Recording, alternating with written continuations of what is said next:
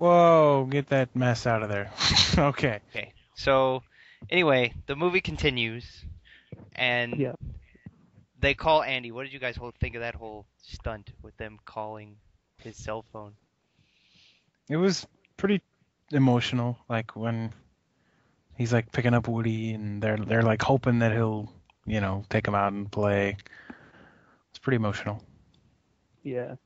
I thought it was. I thought. There's Go on.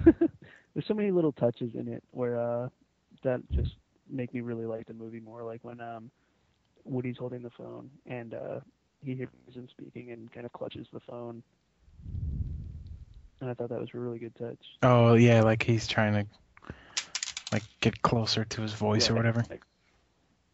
I thought it was a really good introduction to like show off how it's changed. Their world has changed because now Andy's, he's an adult Yeah.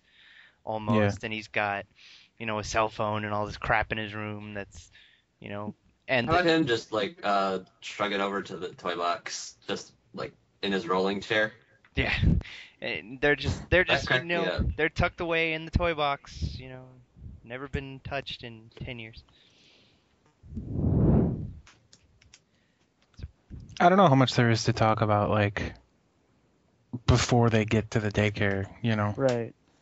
Well, Let's there's the whole method how they end up deciding to go to Sunnyside. let's talk about Yeah. Sid. I mean, What about Sid? Yeah, Sid.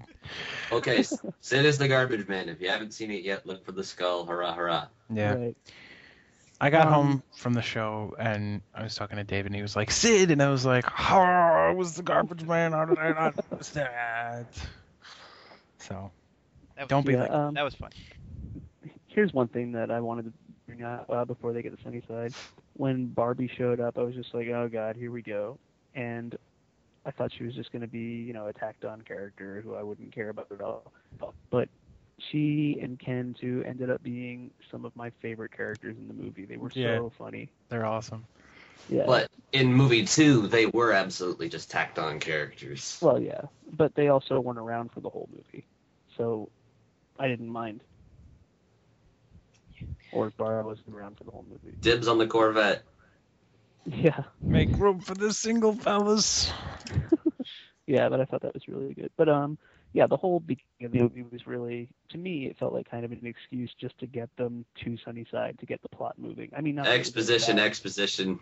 right? And not that it was a bad thing, but it was just like, all right, let's get to the action. At first, I kind of wonder, oh man, why does he put him in a trash bag if he's taking him to the attic? But then, oh, that's why he only gave him a box for college. Yeah. Silly Andy's, Well, silly I Andy's mean, mom. it didn't seem odd to me at all. I mean, I have a bunch of my old stuffed animals from when I was a kid. I have them in a trash bag in my closet. So All the better. yeah, made perfect sense to me. Everybody has trash bags. But I think this is just nitpicking stuff that we're on right now. Yeah. So So- you wanna move with Sunnyside? Yeah, let's go They- to Sunnyside. They donate themselves after thinking they were getting thrown away. And through a series of events, Woody gets stuck with them because, he's going to college with Andy, but he wants to go save his friends. But they end up at That's the right. daycare center because Molly was donating her toys and they decided to donate themselves. And this is where the movie really becomes the best entry in the movie. series. So there we meet Ken, who he totally steals the show. He's hilarious. Phenomenal. He's so funny. Easily my favorite. A character. lot of your guys' favorite quotes from this movie revolve around Ken, Ken- but are not from Ken Ken himself. Ken and Barbie Yeah. are so funny, dude. The way he talks, like, oh, far out. It's just. Yeah, Yeah. Michael Trapped- Keaton is Back in fantastic. the 70s. And then when they're doing, I love you. See, it's different that time. I said, so smart. see, it changes every time. You are so smart. Yeah, I love. Then you love find that, out he's in on the inner dealings at Sunnyside, Yeah. and they're all, that's tough talk for a girl's toy. I'm not a girl's toy. I'm not. Why do you guys keep saying that? I love that Ken got higher billing in the credits than Barbie. That just made me happy. I love that But Michael Keaton went from playing Batman to playing Ken. That's the funniest thing, I think. Yeah. to me. But anyway, I, let's talk about the. he totally stole the show. There's a bunch of characters at Sunnyside, and a lot of them don't have much to do. Like, I think it's weird that they gave Whoopi Goldberg like 2 lines in this movie. Not that Yeah. I'm I know. I complaining, mean, they but they it's could strange. have picked up some like hobo off the street, and just as easily it would have been stretched. Okay. Here's I was thinking the same thing too. Like I was like, this movie feels really bloated with all those characters. If you have the leader in Lotso, you need him to have a gang, obviously, and you can't flesh out this gang. So they're really just a bunch of mooks who are there to be the muscle. They have minimal characterization, and I'm okay with that. Like once I thought about it that way, I was fine with it.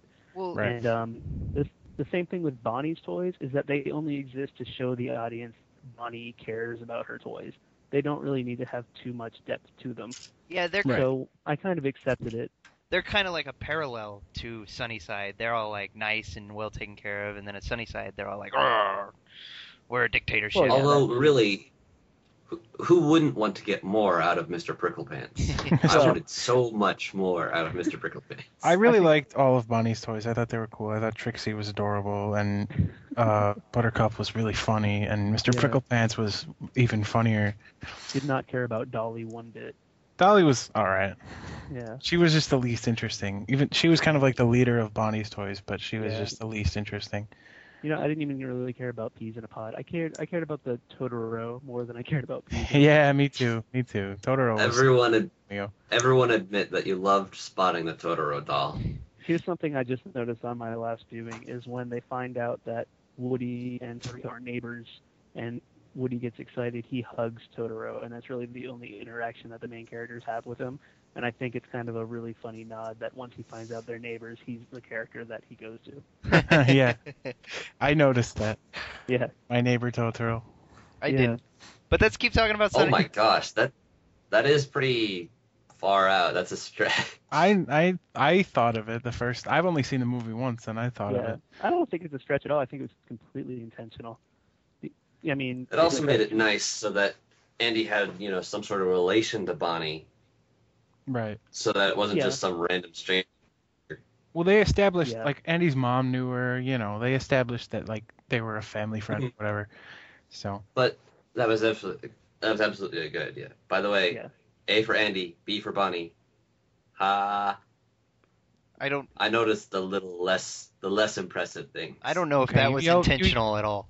I think that's a stretch. yeah, I was gonna say you yell at David for stretching with my neighbor Totoro, and then you're gonna go that route. Anyway, we're not done talking about Sunnyside, folks. Yeah, let's get back Oh yeah, there. Sunnyside. At Sunnyside, Buzz gets reset, and he thinks he's a space ranger again. And like, I'll tell you what.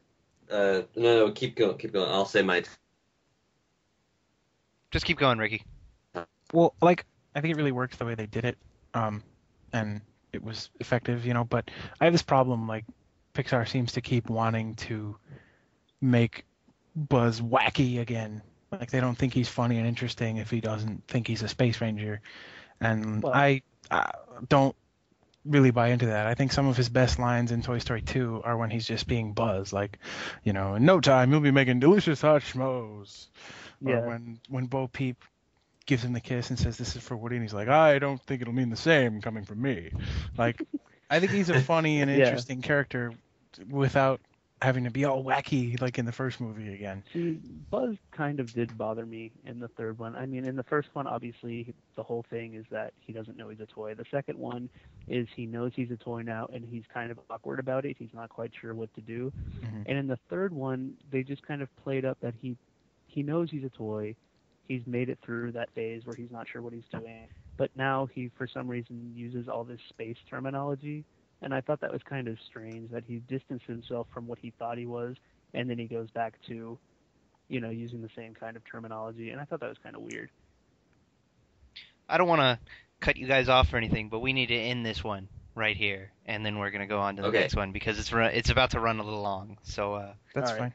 we're gonna go to the next one.